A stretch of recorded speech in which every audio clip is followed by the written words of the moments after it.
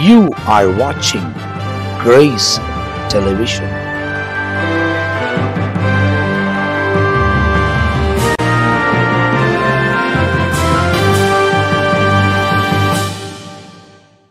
எனக்கு அன்பானவர்களே, ஆண்டவர் மீட்பருமாகிய இயேசு கிறிஸ்துவின் நாமத்திற்கு மகிமை உண்டாக உங்களையும் வாழ்த்தி வரவேற்கிறேன்.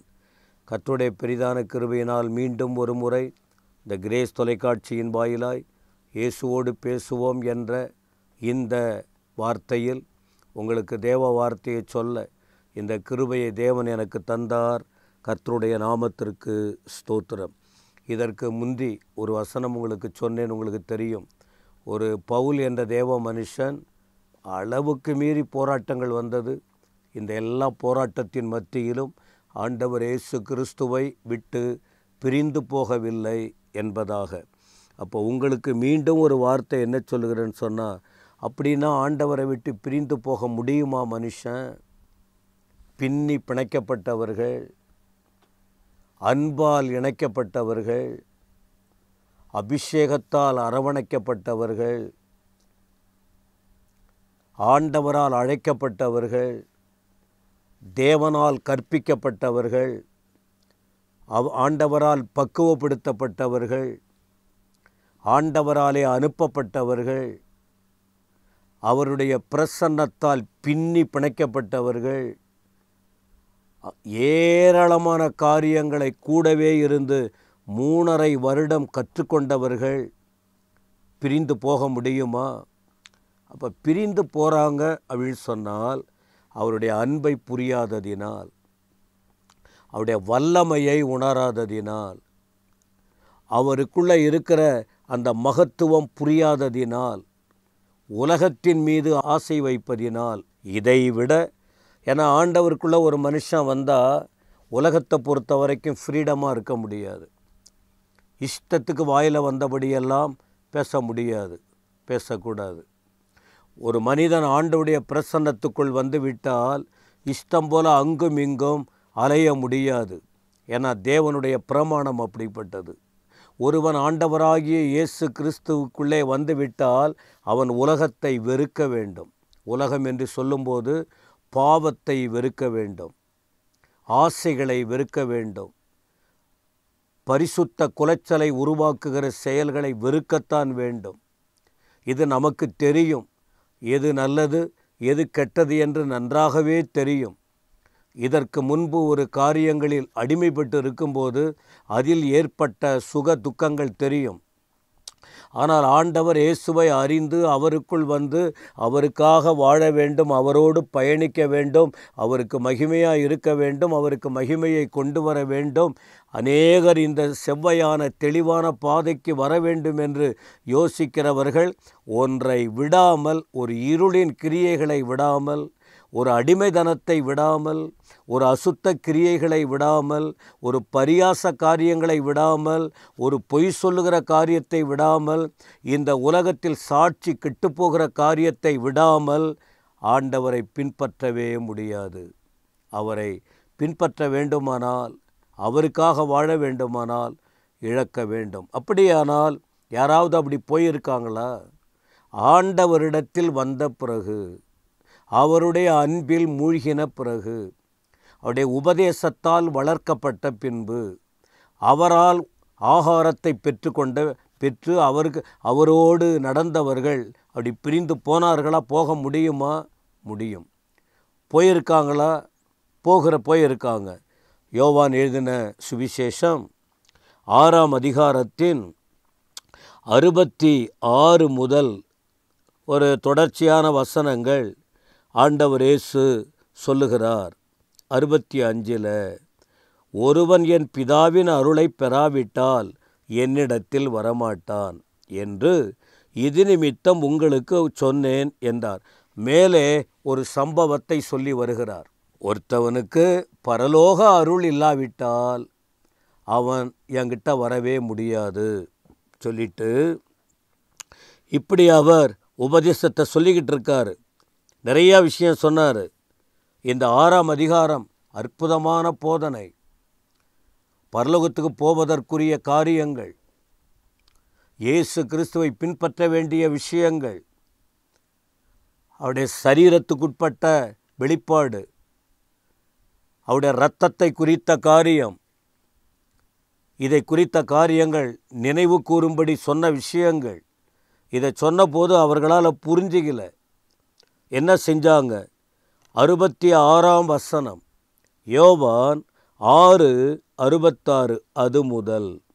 எது முதல்? ஆண்டவர் என்ன கெட்ட காரியம் சொன்னாரா? ஆண்டவர் செய்தியில் ஏதாவது கலப்படம் இருக்கா?